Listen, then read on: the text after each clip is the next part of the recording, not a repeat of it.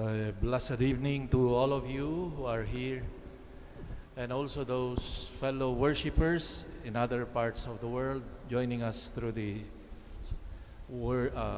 worship through this live stream.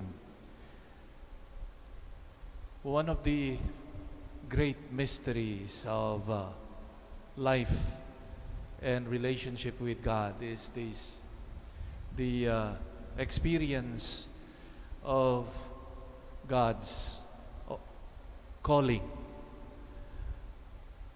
And we realize how profound and mysterious God's ways, that beyond our expectations, human expectations, God calls those whom He likes to call. And it's so difficult to explain. In our own experiences of being called, no, I personally, or probably my own conference here, the experience of being called is indeed an experience of profound mercy of God. The mystery of God's calling.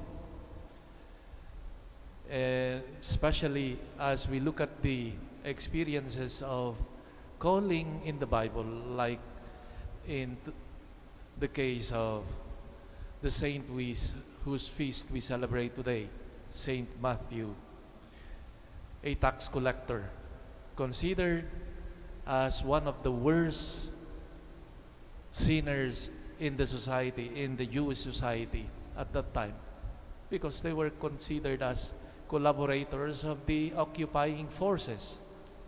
They collaborated in collecting taxes, which of course made miserable the life of their countrymen and women. But God called him, this so-called worst of sinners, to be His disciple. And another thing that we notice in this, in the calling of these disciples, like Matthew, that God, Jesus, for example, we see how this person moved from in the journey of conversion, but we notice that the good things, the good characteristics, the giftedness of that person is maintained. Just like Matthew, a good tax collector, and he will be considered precisely as one of the a great scribe, a collector of the stories of Jesus, of his of what he taught, and arranged them in an orderly manner. What we have now, the Gospel of Matthew. Now, one of the most systematic collection of the stories of Jesus. Probably because he was a good collector, he collected also these stories, diverse stories about Jesus, and formed them into a beautiful story of Jesus and His teachings. So his giftedness as a professional was not erased when he was called by Jesus. And this is also true in our calling as Christians, that when God has called us to participate in His mission, that He counts our giftedness. And it is so marvelous to see, for example, the giftedness of Christians being placed at the service of the mission of the church. No, I do not know if you have read that many of the, like for example, the science of genetics, the great was the one who discovered this was a Catholic priest, no, for example, and many other things about science, no, knowledge, no, at the service of humanity.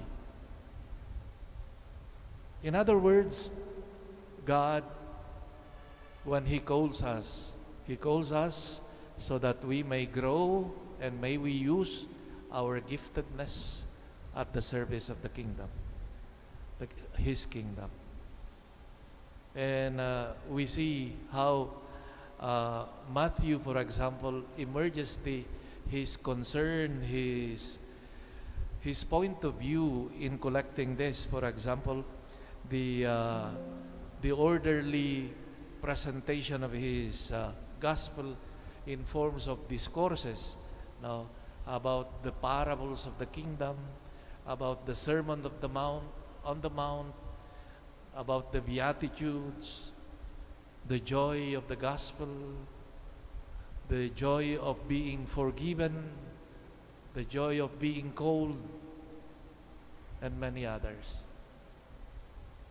Dear friends, as we celebrate the feast of Saint Matthew, we are reminded again of our giftedness.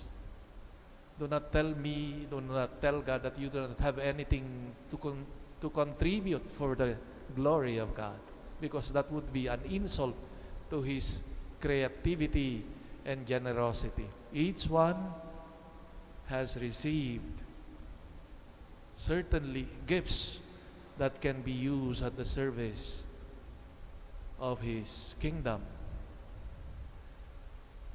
The gift of